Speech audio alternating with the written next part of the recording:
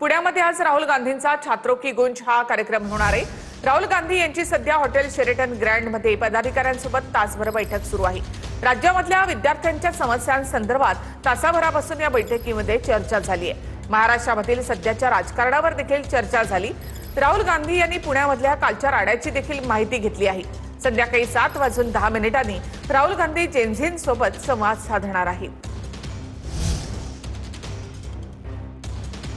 वडेट्टीवारजी राहुल गांधी आज महाराष्ट्राच्या दौऱ्यावर आहेत। तुमची त्यांच्यासोबत बैठक झाली, काय नेमकी बैठकीत चर्चा झाली? नाही, राहुलजी बरोबर चर्चा काय, आता नेते आहेत आमचे, त्या कार्यक्रमाला आलेले आहेत आणि हे सगळ्या परिस्थितीचं त्यांनी माहिती घेतली। पुणे हे शहर आहे, हे एज्युकेशनचं हे त्यांना माहिती आहे। इथे देशातील नव्हे तर परदेशातील मुलं सुद्धा इथे शिकतात याची कल्पना त्यांना आहे आणि त्यामुळे ते म्हणालेत की एज्युकेशन सिस्टमच्या रिफॉर्मसाठी मुलांची काय अपेक्षा आहे, मुलांचं काय म्हणणं आहे यावर त्यांनी चर्चा केली। काल जो राडा झाला त्या राड्याबद्दल त्यांना काही तुम्ही माहिती दिली, त्यांनी काही माहिती विचारली? निश्चित माहिती आम्ही दिली आणि तो सगळा व्हिडिओ पुढे आहे। खोटारडेपणाचा कळस भारतीय जनता पक्षाने केला आहे। त्या मुलीचे दोनही व्हिडिओ आहेत आणि आम्ही घेतलेले नाही आहेत, मीडियानी प्रेसनी घेतले आहे। प्रेसनी त्यांची मुलाखत घेऊन त्या मुली स्पष्ट बोलत आहेत आणि तरी पण आमच्यावर ते ढकलत आहेत। तर ही सगळी माहिती आम्ही त्यांना दिली।